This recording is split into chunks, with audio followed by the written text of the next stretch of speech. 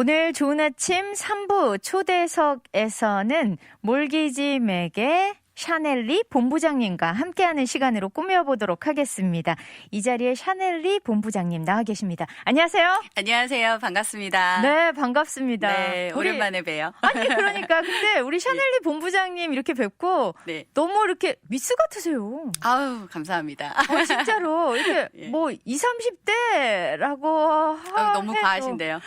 아니, 너무 젊고 예쁘셔가지고 제가 지금 아우, 깜짝 놀랐습니다. 월요일 아침이어서 좋게 다 봐주시는 것 같습니다. 원래 월요일이 제일 막 힘들고 피곤하지 않나요? 오후 되면 피곤해지죠. 그렇죠. 근데 이제 오전에는 좀 더 약간 에너지도 좀 넘치고 주말 네. 동안 쉬었으니까 그래서 월요일 오전은 조금 이제 세상이 좀 긍정적으로 보이는 시기가 아닌가 그렇게 생각이 됩니다. 좋은 기운 얻어서 이 자리에 나오셨습니다. 감사합니다. 자, 그렇다면은 오늘 이제 특별히 오신 그 이유가 있으실 것 같아요. 네네. 네. 어떤 주제로 좀 이야기를 풀어 나가시려고 나오셨는지요? 오늘은 이제 모든 분들이 이제 벌써 코로나 사태가 이제 3월부터 시작이 돼서 네. 아주 오랫동안 지금 장기간으로 가고 있잖아요. 맞아요. 그래서 이 코로나 사태 이후에 몰게지 융자 진행에는 어떤 변화가 있는지 네, 그 네. 부분들에 대해서 많은 궁금증을 가지고 계실 것 같고 네. 또 전문가들이랑 이런저런 얘기를 한번 들어보고 싶다 생각하시는 분들이 많을 것 같아서 네. 그 부분에 대해서 한번 얘기를 나눠보려고 합니다. 네. 안 그래도 지금 그러면은 이제 코로나 사태 이후에 몰게이지 융자 진행이나 우리가 지금 집을 살 때가 됐는지 어떤지 여러 가지가 진짜 궁금하실 것 같은데 사실은 제가 주변에서 조금 듣기로 보통은 봄에서 이제 여름 초 그때가 이제 많이 집 매매도 일어나고 좀 뭐 이렇게 무빙이 많이 일어나는 시즌이잖아요. 맞죠. 여름까지가. 그때가 성수기입니다. 네. 부동산은. 그런데 제가 듣기로는 지금 원래 성수기가 아닌데 너무 바쁘시다. 네. 이런 이야기를 들었어요. 맞습니다. 보통 몰게지 부동산 주택 거래 현황은 이제 학교가 시작하기 전인 7월, 8월까지가 가장 성수기로 바쁘고요. 네. 그다음에 이제 보통 학교가 시작하는 9월로 접어들면서부터는 이제 슬로우 다운이 되면서 네. 12월, 1월까지는 이제 비수기라고 많이 생각을 하고 네. 그래서 가을로 접어들면서는 조금 많이 다운이 돼야 되는데 올해는 예상 외로 네. 코로나를 겪어서 더 불안 심리도 많으니까 더 빨리 비수기가 오지 않을까, 약간 네. 침체기가 오지 않을까. 라고들 예상들을 많이 하셨는데 네. 반대로 지금 너무나도 화랑입니다. 그 이유가 도대체 뭘까요, 본부장님? 글쎄요, 전문가들께서 의견을 내시는 거나 또 제가 이제 실질적인 업무를 보면서 느끼는 부분들을 네네. 이제 좀 취합을 해보자면 몇 가지가 있겠지만 첫 번째로는 몰게지 이자율인 것 같아요. 이자율이 지금 너무나도 좋게 유지가 되고 있고 네. 코로나 이후에는 처음 한 달 정도는 약간 은행들도 정확하게 방향을 잡지 못했기 때문에 네. 많이 흔들리는 부분이 있었는데 네네. 그 이후 4월부터는 이제 안정세로 돌아서면서 나라에서도 이제 경기 부양책을 잘 유지를 하고 있고 네네. 스티뮬러스 책이라던가 뭐 여러 가지 보조 프로그램을 내면서 네네. 이제 소비자들이 집을 사시고 또 주택 매매를 계속 유지할 수 있도록 네. 이자율을 많이 이제 잡아놓은 상태이기 때문에 이자율 면에서 많이 이제 바이어들한테 매력적으로 느껴지시는 것 같고요. 네. 또 그 다음에는 이제 내년에 되면 네. 반대적으로 올해의 수입 보고가 쉽지 않기 때문에 네. 더 힘들어지는 게 아닌가. 아, 라는 오히려. 생각을 반대로 또 하셔서 네. 서둘러서 지금 집을 구입을 하시려는 경우들도 있는 것 같고요. 네. 뭐 여러 가지 의견들이 있긴 하지만 가장 그중에서 큰 거는 몰게지 이자율의 안정세가 아닌가라고 생각을 합니다. 그렇군요. 그러니까 그 어느 때보다도 좋은 이자율을 받을 수 있으니까 이 기회를 놓치지 말아야겠다. 맞습니다. 라는 그런 소비 심리가 좀 작용을 했다라는 거죠. 그렇습니다. 네, 좀 전에 우리 본부장님께서 말씀하신 것처럼 뭐 정부에서 여러 가지 좋은 프로그램들을 그러니까 경제적으로 덜 타격을 받게끔 많이 좀 했잖아요. 정책들을. 네. 그렇다면은 이제 자연스럽게 좀 넘어가서 그런 혜택들을 받은 포베이든 유예 프로그램 뭐 이런 것들을 가입했을 경우에 그럼에도 불구하고 우리가 몰게지 이거 할 수 있을까? 융자가 가능할까? 이런 질문을 하게 되거든요. 그렇죠. 네네. 그렇죠.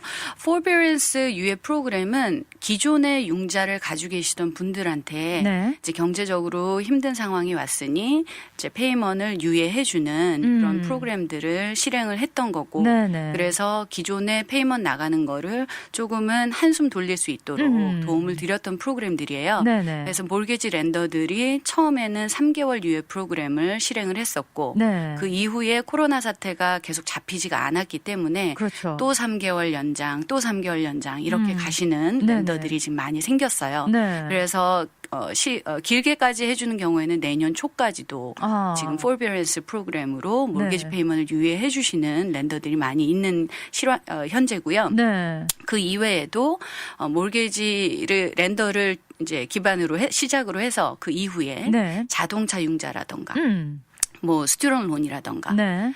그다음에 크레딧 카드 회사들도 페이먼 자체를 유예해주는 이 forbearance 유예 프로그램을 실행하고 있는 렌더들이 많이 있기 때문에 네네. 일단은 기존에 페이먼을 내시던 분들은 이제 그래도 한숨 돌리고 좀 진행을 유지할 수 있는 네. 그 구자들을 계속 유지를 해 나갈 수 있도록 많이 지금 서포트를 받고 계시는 편이죠. 그렇죠. 그렇지만 이게 또 반대로 보면 새로 집을 사셔야 되는 분들한테는 네. 쉽지 않은 옵션이 생기기도 한 거예요. 약간 좀 발목을 잡는 게 될 수 그렇습니다. 있나요? 네, 왜냐하면 forbearance 자체가 네. 의미가 내가 지금 경제적으로 타격을 받았으니 페이먼을 안 내도 되도록 네. 조금 봐달라라는 의미이기 때문에 맞아요. 경제적으로 타격을 받은 사람한테 새로 신규로 융자를 준다는 것 자체는 은행들에서 봤을 때는 상당한 부담감을 가지게 되는 리스크거든요. 아, 그렇네요. 진짜로. 네, 그렇기 때문에 forbearance 프로그램은 기존에 가지고 계시던 분들한테는 큰 도움이 되지만 네. 새로 이제 구입을 하셔야 되는 분들한테는 발목을 잡는 아주 힘든 네. 그런 옵션이 되시는 거기 때문에 네. 기존에 내가 집을 갖고 있는데 또 새로 집을 사시려던 분들 네. 그런 분들은 이제 재융자를 한다거나 또 집을 하나 새로 사서 옮겨가시려는 그런 계획이 있으셨던 분들은 네. 이 forbearance를 캔슬하셔야지만 융자 자격이 가능해지십니다. 아, 그래요. 네네. 그러면은 그냥 이 유예 프로그램을 캔슬하자마자 바로 제가 몰기지 융자를 받을 수 있는 건지 아니면 뭐 몇 개월 정도가 지난 다음에 할 수 있는 건지. 지나실 필요는 없고요. 네네. 보통 이제 은행마다 약간씩 가이드라인이 다를 수 있으니까 네네. 렌더마다의 차이점을 조금 확인을 직접 하셔야 되지만 아. 저희 몰게지맥 같은 경우는 네. 재융자를 신청을 하거나 새로 집을 사는 융자를 신청을 할 때 네. 기존 내가 가지고 있던 forbearance 프로그램이 신청된 구자가 있다면 네네. 바로 캔슬을 하셔서 캔슬레이션 컨퍼메이션 편지가 제공이 되면 융자 심사 기간 중에만 제공을 해주시면 승인은 바로 가능합니다. 아, 그렇군요. 네네. 그래도 몇 개월을 내가 기다려야 된다거나 그런 건 없으니까 좀 나으네요. 예. 그렇다면은 요 forbearance 유예 프로그램 외에도 사실 네네. 이제 많은 자영업자분들도 그렇고 회사를 운영하시는 분들도 그렇고 이제 뭐 unemployment benefit이나 네. PPP나 EIDL이나 뭐 여러 가지 사실은 나라에서 해주는 정부에서 해주는 것들을 좀 혜택을 받으신 분들이 많이 있잖아요. 그럼요. 이러신 분들의 그 몰기지 융자는 어떻게 되는 건가요? 그분들도 이제 같은 맥락에서 이해를 하시면 좋을 것 같아요. 네네. 기존 현실적으로 경제적인 타격을 받은 상황들은 지금 불안감이 너무 많기 때문에 이게 네. 어떻게 언제 돼서 다시 다 원상복귀가 되고 다시 우리 그 이전에 네. 다시 노멀 상태로 돌아올지가 아직 아무도 모르는 미지수이기 때문에 이 불안감은 본인들도 그렇고 은행들도 그렇고 네. 이 불안감을 해소할 수는 없을 거라고 생각해요, 지금. 네, 네. 그래서 현실적으로 지금 기존에 가지고 계시는 페이먼들, 기존의 비즈니스를 운영하시던 분들은 네. 당연히 나라의 보조를 받아서 어떻게든 이 어려운 시기를 잘 극복을 하셔야 되지만 네. 새로 융자를 줘야 하는 렌더의 입장에서 보면 똑같이 경제적인 타격을 받으신 분들, 네. 그래서 그 보조 프로그램을 이용하고 있는 분들한테 신규로 새로운 융자를 준다는 거는 상당한 리스크를 감안해야 되는 부분이기 때문에 네, 네. 이 unemployment이라든가 PPP나 EIDL을 받은 내용이 네. 은행에 심사 제공하는 그 서류상에 보여진다면 융자는 불가능하다고 보셔야 돼요. 그렇겠죠. 사실은 내가 힘들어서 이런 혜택을 받았는데 여기다 무리해서 또 집을 사겠다 할 때 맞습니다. 승인이 날 일은 거의 없겠군요. 그렇죠. 쉽지가 않죠. 네. 그렇네요. 아, 그러면은 하여튼 간에 이런 집을 새롭게 좀 산다거나 뭔가 건물을 산다거나 이런 계획을 갖고 계신 분들은 이런 점을 좀 참고를 하실 필요가 있겠네요. 그럼요. 참고하시고 네. 꼭 전문가들하고 상담을 하셔서 네네. 어느 시점에 어떻게 준비를 하셔야 다시 융자가 가능해지는지를 꼭 미리미리 검토하시는 게 중요하고요. 네. 물론 이렇게 언임플로이먼이나 EIDL이나 PPP를 받았다 그래서 네. 모든 분들이 융자가 불가능한 건 아니에요. 아, 그래요? 네, 어렵긴 하지만 음. 상황이 다시 호전이 되시는 경우들도 충분히 있기 때문에 네. 예를 들면 직장인들 같은 경우에는 이제 스테이홈 액트 때문에 비즈니스가 문을 닫았던 네. 그 거버먼트 오더로 문을 닫았던 시기들도 있었고 그렇죠. 또 그런 여러 가지 문제 때문에 집에서 휴직을 하셔야 되는 분들도 많았었기 때문에 네. 그 시기가 지나고 다시 회사가 운영을 해서 이분이 풀타임으로 다시 복귀가 되셨다라는 네. 내용이 확인이 된다면 네. 다시 융자는 가능해지실 수 있고요. 아, 그렇군요. 네. 그리고 자영업자들 경우도 PPP나 EIDL을 받으셨던 시기가 지나서 네. 다시 회사가 운영을 해서 다시 어느 정도 정상적인 수입이 발생하고 있다라는 내용들이 다 보여진다면 융자는 또 충분히 가능해지실 수 있습니다. 아, 그렇군요. 그러니까 네. 내가 그런 것들을 받았었고 좀 힘들었던 시기가 있지만 그 시기를 잘 넘기고 지금 정상으로 향해서 나아지고 있다라는 걸 증명할 수 있으면 그럼요. 그 융자를 또 받을 수 있게 된 거군요. 그렇습니다. 아. 은행마다 조금씩 가이드라인들은 계속 바뀌고 있어요. 네네. 은행마다 다른 옷들을 입고 있기 때문에 맞아요. 네, 나라에서 뭐 팬이나 프레드맥에서 나오는 기본적인 가이드라인들은 지키면서 네. 그러나 각자 은행들의 캐릭터에 맞게 가이드라인들이 수정이 되고 있기 때문에 네.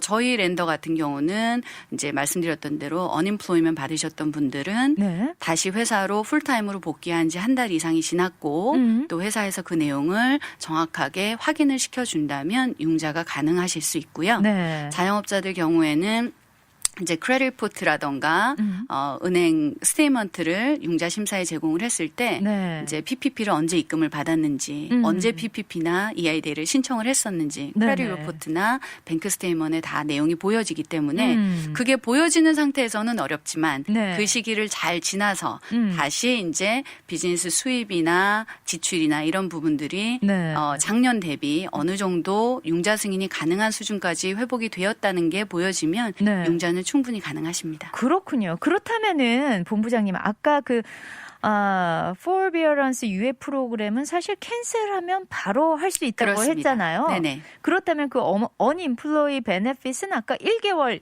이후 네네. 라고 하셨는데 그럼 뭐 PPP나 이런 것들은 뭐 몇 개월 정도 좀 있어야 저희 은행 경우는 네. 그 가이드라인 상 말씀드렸던 대로 은행마다 이제 다르기 때문에 네네. 제가 다른 은행들의 가이드라인은 어떤지 모르니까 네네. 이제 저희 은행 걸 기준으로 말씀을 드리자면 저희 은행은 크레딧 리포트 상에 PPP나 EID를 신청하셨던 기록이 보여지지 않고 네. 그다음에 그 보여지지 않는 시기는 4개월이 필요합니다. 아, 그래서 그렇군요. 신청하신 지 4개월이 지나시고 그다음에 세금 보고서를 지난 2년 거를 제출을 하게 되는데 네. 플러스 올해 1월 1일부터 현재까지의 파이낸셜 스테이먼을 같이 받아서 네. CPA님이 이제 제공을 해 주시겠죠. 네네. 같이 받아서 검토를 했을 때 올해의 수입이 기준으로 했을 때 이분이 융자 승인을 받기에 충분히 승인 받을 수 있을 만큼 수입이 회복이 되셨다라는 네, 게 네. 보여지면 융자 승인은 가능하십니다. 그렇군요. 아주 절망적인 건 아닌 것 같아요. 그렇습니다. 어려운 시기는 다 같이 어렵기 때문에 네. 다 힘들게 허리띠를 조여매면서 이제 지나가야 되지만 네, 네. 또 이제 희망이 보이고 또 회복세가 보이고 그렇다면은 이제 랜더에서는 손님들한테 다시 집 사실 수 있는 네. 기회를 제공을 하게 되는 거죠. 그렇군요. 네, 저희 그러면 잠시 쉬어가는 시간 갖고요. 계속해서 또 이야기 나눠보도록 하겠습니다. 네. 방탄소년단이 불러요. 작은 것들을 위한 시. 언제나 우리 곁에 있어요. 든든한 친구 듣기는 AM 730 오늘 좋은 아침 초대석에서는 몰개지맥의 샤넬리 본부장님 모시고 포스트 코로나 시대 몰개지 융자 진행에 어떤 변화가 있는지 알아보고 있습니다. 저희 채팅창에 질문이 한 가지 올라왔어요, 본부장님. 네네. 오사님께서 집 재융자 하려고 하는데 크레딧 점수는 700점이 넘습니다. 그런데 빚이 좀 많아요. 가능할까요? 라고 질문을 하셨네요. 가장 많은 손님들이 이렇게 단편적인 것만 물어보세요. 이게 네. 이제 좀 단편적인 질문이다. 그렇죠. 왜냐하면 700점이라는 점수만 놓고 보자면 네. 점수는 나쁜 건 아니에요. 네네. 지금 뭐 몰개지 융자를 할 때 가장 높은 하이 커트라인이 760 기준인데 네. 그 이후로 20점마다 이제 이자율이 차등이 되기 때문에 아. 중간 700점이라고 하면 중간 정도니까 나쁘다고 할 수는 없어요. 네. 그러나 700점과 699점은 차이가 많습니다. 그 아, 떨어지는 그렇군요. 단계에서. 네네. 근데 700점이라고 점수만 보면 아주 나쁘진 않은데 네. 빚이 좀 많습니다라는 부분도 음. 상대적으로 느끼는 빚이 많다라는 기준은 개개인마다 다르잖아요. 그럴 수 어떤 있죠. 분들은 내가 카드를 쓸 수 있는 한도가 10,000불인데 그중에 1,000불도 많다고 느끼신 분들이 있을 수 있고 네. 10,000불 중에 9,000불까지 꽉 채워 쓰셔야지 많다라고 느끼신 분들도 있기 때문에 그래서 이 빚이 좀 많습니다라는 거는 인컴 대비 빚이 얼마인가를 봐야지 렌더는 많다 아니다라는 거를 판단할 수가 있어요. 수치상으로 또 그런 것들이 또 필요하군요. 그렇습니다. 그래서 은행에서는 결정을 할 때 많다 아니다, 승인이 된다 안 된다, 충분하다 아니다라는 판단을 할 때 네. 상대적 비교를 하거든요. 네네. 인컴 대비 빚이 많느냐 아니면 크레딧이 700점이 된다면 왜 700점이 됐는가 네. 이런 내용들을 파악을 해야 되기 때문에 이렇게 단편적으로 700점 빚이 많습니다라고 말씀드리면 제가 답을 못 드려요. 어느 그렇군요. 은행도 마찬가지실 네, 거예요. 네. 그래서 700점이 되신 이유를 파악을 해야 되고 네. 빚이 많다고 생각하시면 어느 정도 선이고 내 수입 대비 빚이 어느 정도기 때문에 많으신 건지 네. 현실적으로 은행에서 생각하는 승인이 안 될 만큼 빚이 많은 건지 아니면 빚은 많지만 승인은 충분히 될 수 있는 건지를 판단하려면 네네. 기본적으로 렌더가 검토해야 되는 서류들을 보고 말씀을 드려야 돼요. 네. 그래서 상담하실 때 네. 가장 바이어나 손님들께서 생각하시는 게 내가 이 정도인데 될까? 될까 안 될까는 솔직히는 은행에서는 서류를 보고 말씀을 드려야 된다는 점을 좀 이해해 주셨으면 좋겠어요. 그러니까 사실은 직접 모든 서류들을 좀 가지고 와서 검토를 같이 맞습니다. 해봐야 알 수 있는 맞습니다. 거군요. 그러니까 예를 들면 아주 쉽게 듣기만 해도 어려우신 분들도 있어요. 네. 예를 들면 제가 점수가 한 600점밖에 안 돼요. 라던가 네네. 제가 뭐 수입은 한 달에 2,000불인데 지출이 2,000불입니다. 라던가 네네. 정말 듣기만 해도 답이 딱 안 나오신 분들은 네. 그냥 말씀만 해주셔도 제가 알겠는데 네. 이렇게 점수도 중간 점수 정도 나쁘지도 좋지도 않으신 네네. 그렇지만 빚이 많다는 게 어느 정도 많고 적은지 이렇게 모를 정도로 이제 단편적인 이렇게 단어만 주시면 네네. 정말 답을 드리기는 어려워요. 여기 보니까 한 달 7,000불 수입에 빚이 5만 불입니다. 아직도 부족한가요? 네, 왜냐하면 5만 불 빚도 네.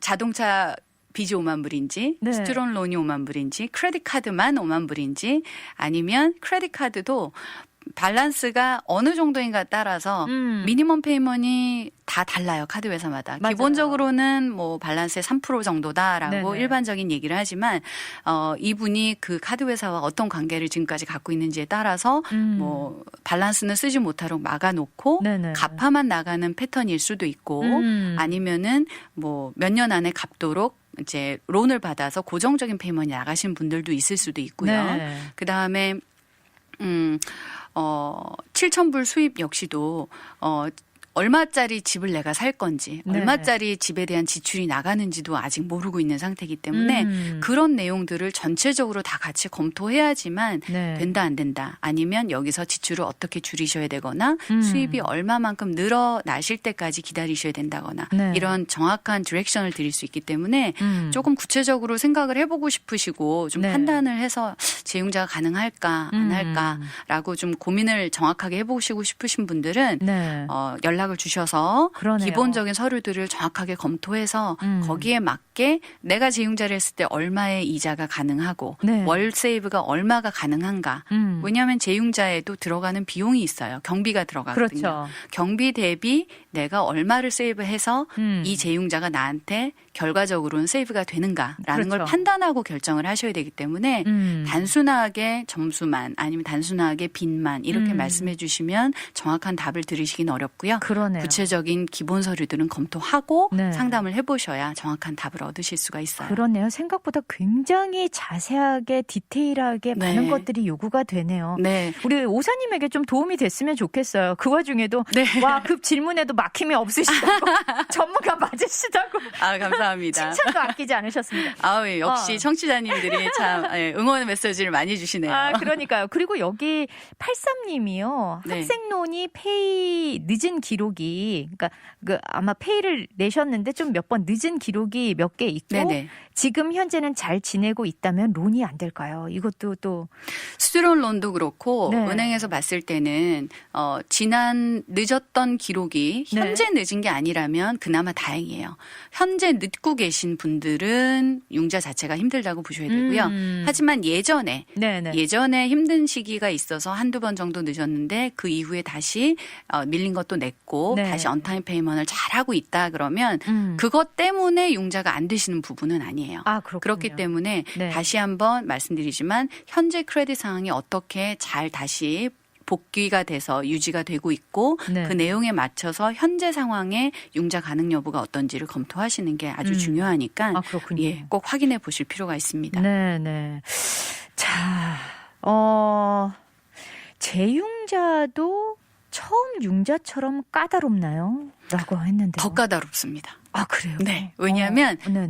단순하게는 내 집을 다시 융자하는데 왜 더 어렵지? 네네. 내가 여태까지 페이먼을 잘 내고 있었는데 왜 더 어렵지라고 생각하실 수 있어요. 네. 그렇지만 은행에서 볼 때는 지금 재융자를 좋은 조건으로 받으실 때 네. 내가 인컴도 충분히 되고 뭐 문제가 없다면은 융자는 재융자든 구입하는 융자든 똑같이 가능하세요. 네. 어차피 자격이 되시는 분들이니까. 그렇죠. 그런데 이제 재융자를 하시는 분들 경우에는 은행에서 기준을 볼 때는 융자하는 스텝들은 정해져 있잖아요. 네네. 하루에 24시간이 정해져 있는 것처럼 네. 은행에 일하는 직원들도 정해져 있고 또 고정적으로 일하는 시간들도 8시간으로 정해져 있기 때문에 그 시간 안에 누구의 융자를 먼저 진행을 해야 되는지를 우선순위를 두자면 구입하시는 융자가 우선순위예요. 아, 왜냐하면 그렇군요. 구입하시는 분들은 클로징 날짜가 정해져 있잖아요. 네네. 이날까지 못 사면 계약 자체가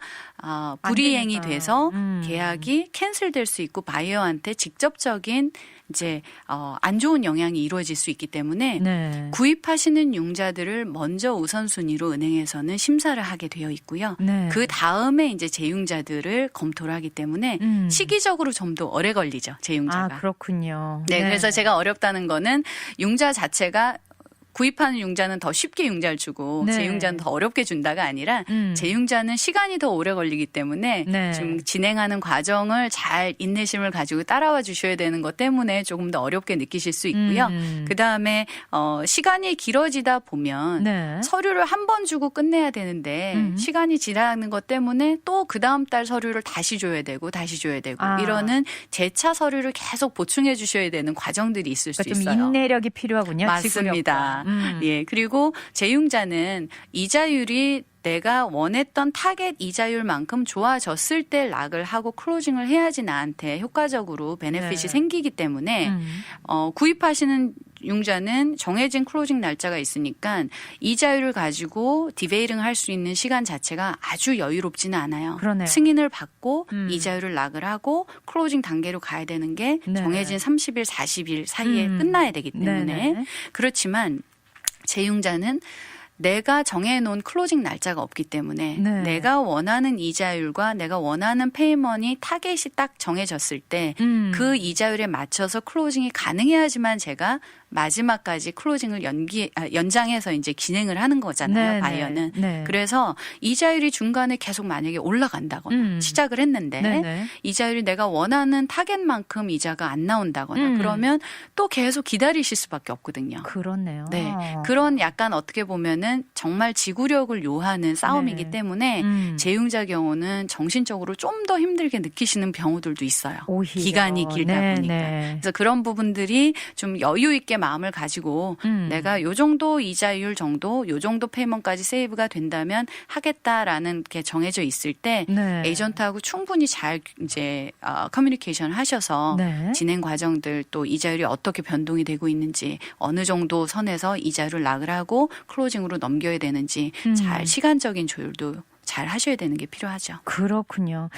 아, 진짜 질문이 많이들 들어오다 보니까 우리 본부장님께서 이제 또 준비하신 게 있는데 네. 지금 한 시간이 한 3분 정도밖에 없단 말이죠. 그렇군요. 네네. 네, 그러면은 이제 또 우리 본부장님께서 하시고자 하신 말씀을 좀 잠깐이라도 언급을 해야 될 것 같아요. 네네. 네, 우리 그러면 본부장님께서 요 남은 한 3분 정도 되는 동안에 어떤 말씀으로 좀 이렇게 더 드리고 마무리를 해야 될지.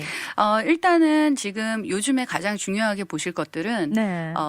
이 코로나 사태 이후에 특히나 더 페니메도 그렇고 또 각각의 은행들도 그렇고 네. 가이드라인에 대한 수정이 수시로 빈번하게 지금 나오고 있어요. 네네. 자영업자들에 대한 가이드라인도 계속 바뀌고 있고 그래서 요구되는 서류들도 바뀌고요. 네네. 그다음에 여러 가지 면에서 계속 가이드라인이 수정이 되다 보니까 네. 미리 집융자를 이제 프리퀄리피케이션을 받으셨고 이제 집을 계약을 하시려고 알아보시는 분들 네. 아니면 새 집 짓고 있는 걸 계약을 벌써 하고 이제 뭐 내년 초에 이제 클로징 하려고 기다리고 있는 분들이 있으실 네. 수 있는데 네네. 이분들이 처음에 퀄리피케이션 받았을 때랑 은행의 가이드라인이 바뀌어서 실질적으로 내가 클로징 할 때 문제가 생기실 수 있는 부분도 충분히 있거든요. 그럴 수 있겠네요. 네, 그래서 그런 부분들에 대해서 은행 담당자들, 융자 전문가들하고 계속 컨택을 하시면서 바뀐 네. 내용은 없는지 네네. 확인을 하시는 게 중요하고요. 네.